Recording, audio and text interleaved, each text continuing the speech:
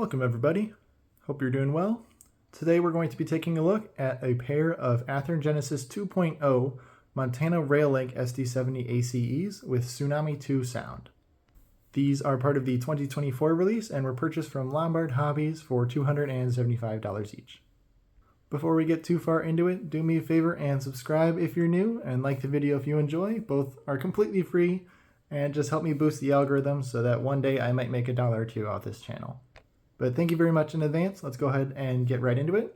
For the sake of this unboxing, I'm going to be using model 4315 here. As you can see, in the typical Athearn fashion, it comes in a cardboard sleeve here, marked top, bottom, and the upsides. So go ahead and slide that out, and we can take a look at the signature Athearn Genesis box here. Here's a look at the side here with the model. Got the Athearn Genesis printing here. And on the side, very reflective box. Hasn't changed recently or anything. And we do have nothing on the bottom. It's just completely white. I'll just rotate here. And the box is pretty snug.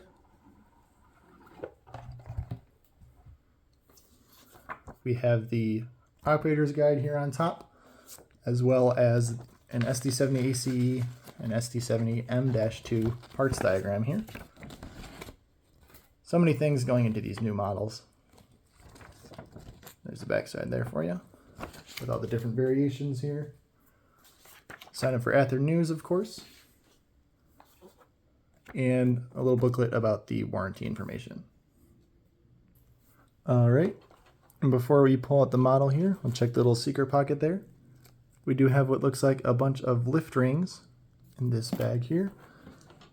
And we have a second bag with sanding lines, it looks like, as well as some bearing caps as well. We can go ahead and pull the model out here. We got pretty decent foam here as well, should protect it in transit. And of course we have the standard blister packaging here. Just slide that off and pop this foam here.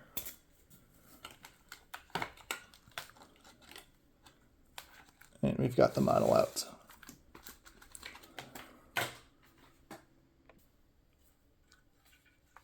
Go ahead and grab the handrail protectors, move them out of the way here. And I'll go ahead and zoom in a little bit and we'll take a 360. All right, let's take a quick 360 at the model, just so you can see the paint scheme and some of the major features here. We'll of course take a deeper dive in a second at all those individual features.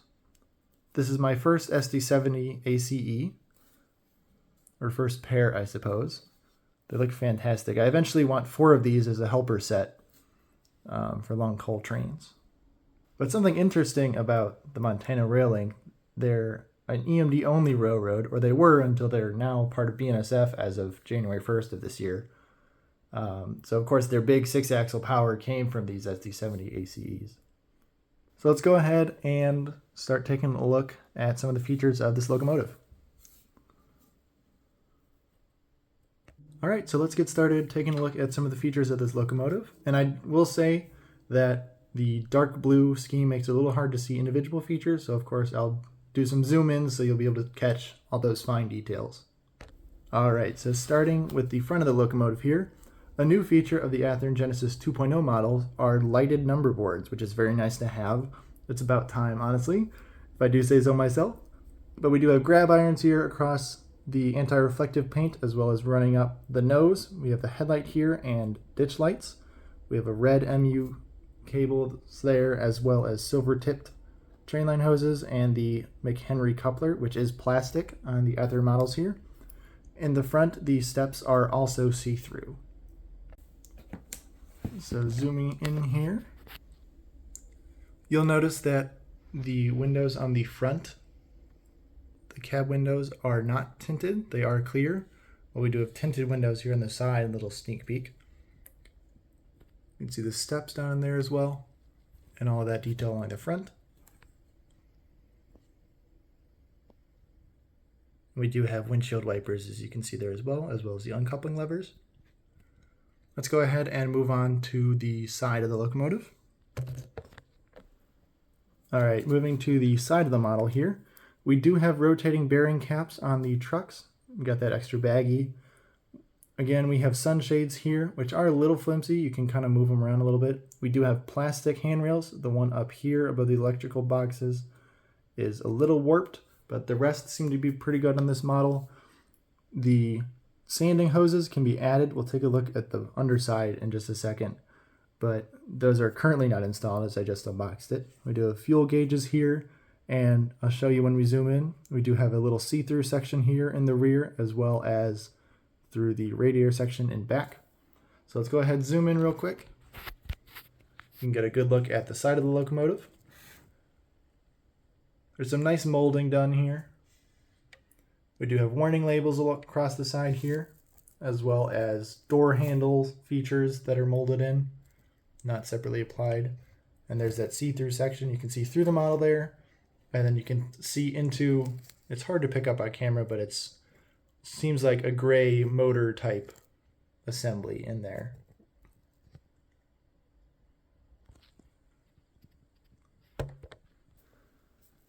Moving on to the rear of the model,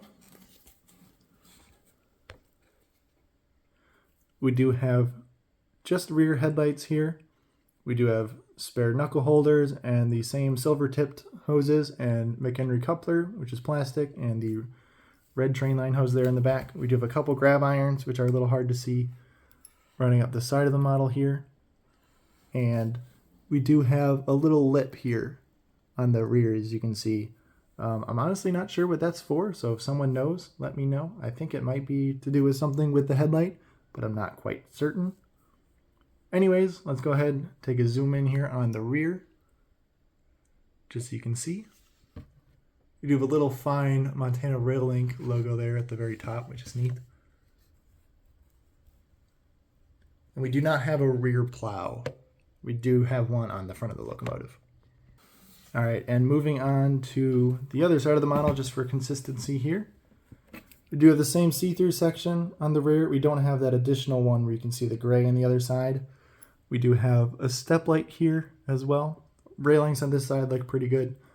We do have a mirror on this side of the cab, though, for the engineer here.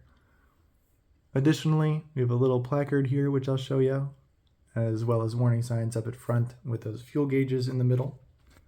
Let's go ahead and take a zoom in on this side of the locomotive. So that see-through section, we do have the brake wheel there.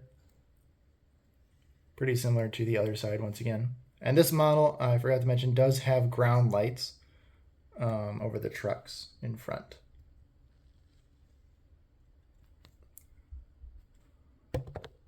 And then moving in here to the roof of the model, we do have the PTC antenna array that is currently accurate. I know some of the Kato models have the newer style, NS style on them, but this model is currently accurate. It's still sporting that white PTC dome, even though it's quite dirty now. We do have the horn there as well. And then the radiator section, we do have some modeled blades in there. And finishing up on the rear as well. We do have some grab irons around those radiator fans as well. So there's a quick look for you. This sunshade is a little bit off, it seems. But in any case, let's go ahead and take a look at the underside of the model. So as always, the scariest part, moving the model to its side. Be very careful here. We do not have a lot going on the underside, so I'll just give you a zoom in here. Pretty flat along the trucks on the bottom. Pretty bare fuel tank, just one screw in the middle holding it in. We do have some piping details going on, and the brake cylinders there. Let's give you a good idea of the trucks. You can see those see-through steps just barely there at the top. Before we take a look at the test track, I want to show you one more feature here. The cab roof actually comes off, and I found the easiest way to do it is if you pry just in between the number boards here. You can take the roof off. There are two magnets here, and I'll zoom in right now and show you the inside of the cab. So it's really cool, and the cab is very well done. None of the gauges light up, and they're not molded in super crazy, but it looks really well done. So that's a cool feature of this model as well. I'll show you from this side here. Those wires are the number board lights going in there. And then to put it back on, all you need to do is orient it correctly and it snaps right into place. Now we'll take a look at the Tsunami 2 decoder on the test track. Alright, I've got 4315 here on the test track. Just wanted to show you quickly the DCC and sound features list that we'll be going over here from the manual. This is pretty much the standard Athearn diesel locomotive manual, so that's why I didn't go too much in depth. That'll come with pretty much every new Athearn Genesis locomotive that you pick up. Athearn Genesis models are programmed to address 03 out of the box from the factory. I've already gone ahead and programmed it to address 4315. If I just go ahead and turn the track on here in a second, you'll hear the locomotive start up. You don't have to press function 8 to start it up.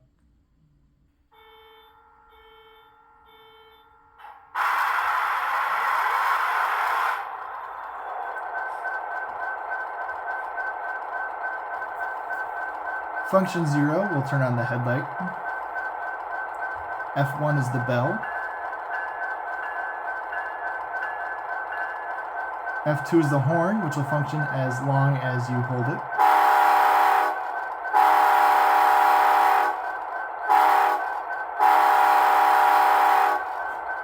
F3 is just a short horn, which will play both when you activate and deactivate that function. Function 4 are the dynamic brakes, which we can't do while we're stopped here. F5 is the ditch lights, and F6 are the number boards. It does look like they're flashing just a little bit on the camera here, but in person it is solid, and all the models here have LED lights, so all the lights are LED on this model. F7 is the dimmer on the front headlights, and you might be able to hear the cab chatter as well.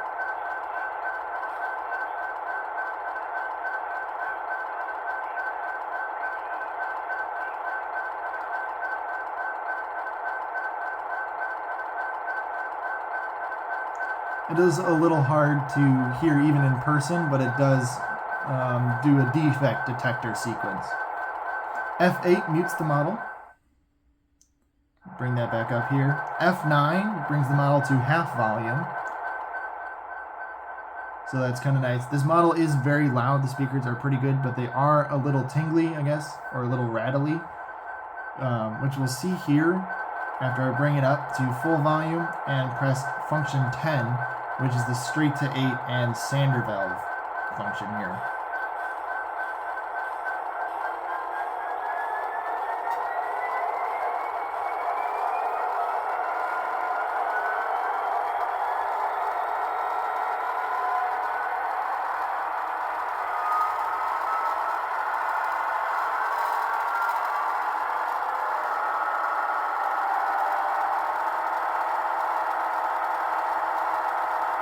So we've reached notch 8. If I go ahead and deselect function 10, we'll notch back down.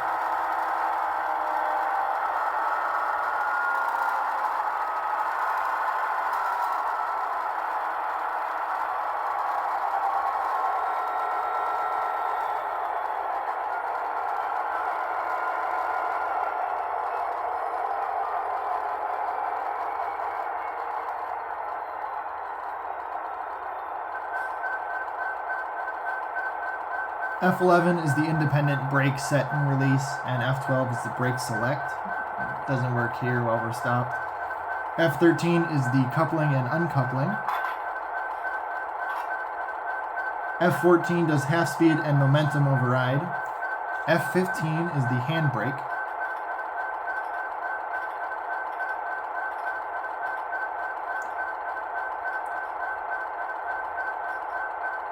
So it sounds like they're turning the wheel back there. F16 turns HEP mode on or off.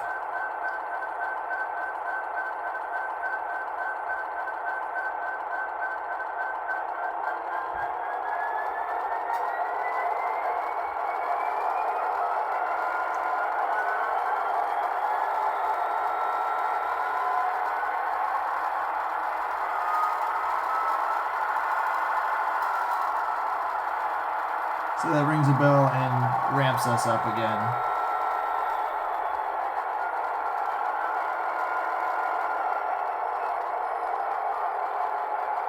F17 is the fuel loading sequence.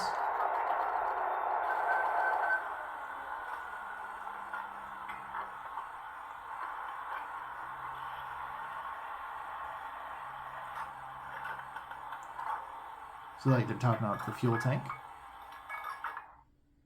F16 is the general service sequence.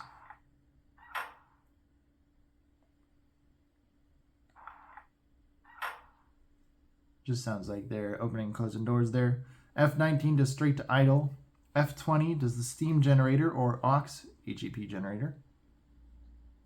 F21 and 22 are not used, but F23 is my favorite. It says all aboard here.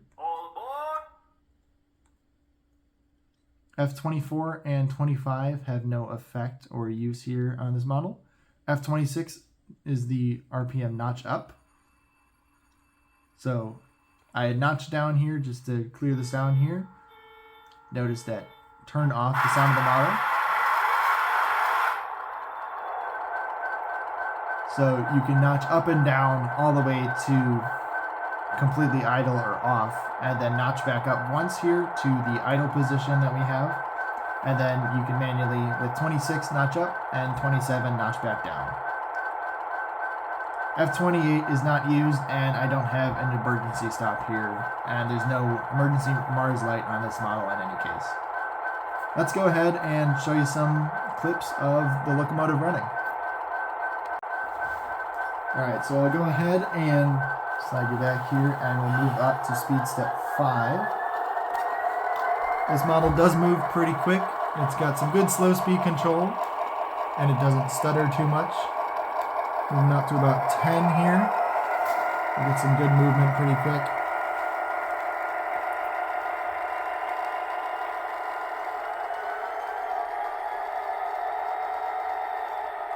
Bit of a slow down real quickly. There's not a whole lot of momentum on this model. If I go ahead and flip to reverse, we'll see that rear headlight come on once we get back in focus here. Move back to speed step 5 in reverse. I'm actually going to slow down. Now at 4, 3, 2, and 1 here, just so you can see how it performs at slow speeds. It's definitely a bit quicker than other manufacturers or other models, but it's still very smooth even at speed step 1. So that's kind of nice that you can't even have any jerky movement here. And I'll speed her back up just a little bit and move it back. The truck lights are very hard to see in any kind of light, and so that's why you can't really see them here.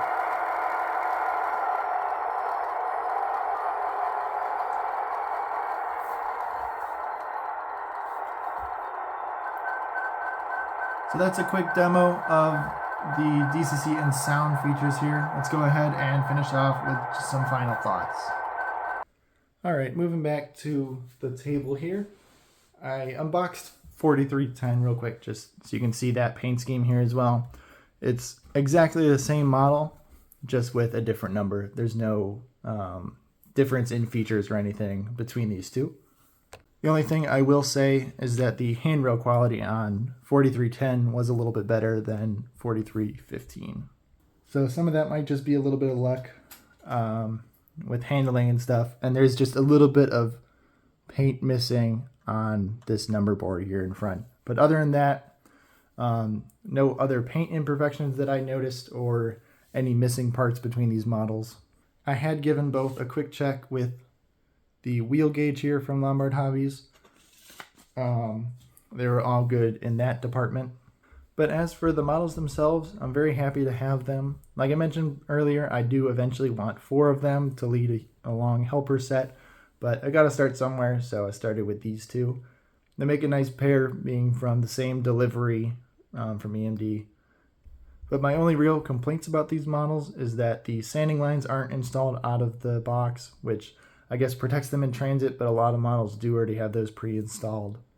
And then, as you might have heard during the sound demo, the speakers aren't perfect. The Tsunami sound is fine.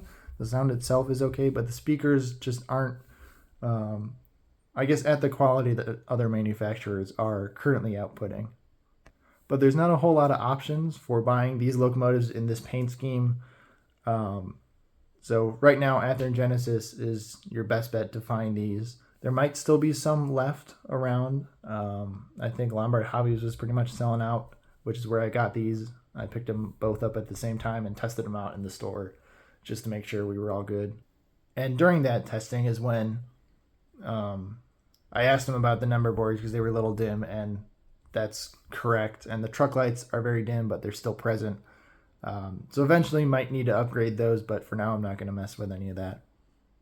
I do like the removable cab roof. That's just a cool idea. It doesn't impact the functionality really much, or I don't think I'll be using it too often because it's not exactly incredibly easy to open it. You have to put a little bit of work in it or have just a little bit of a fingernail to open it.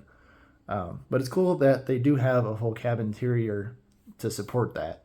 But other than that, I think that'll wrap up my review of these two models. Again, do me a favor and subscribe if you enjoyed this video. Like it as well. Both are completely free. You can change your mind at any time. But with that, thank you so much for watching, and I hope you have a great rest of your day.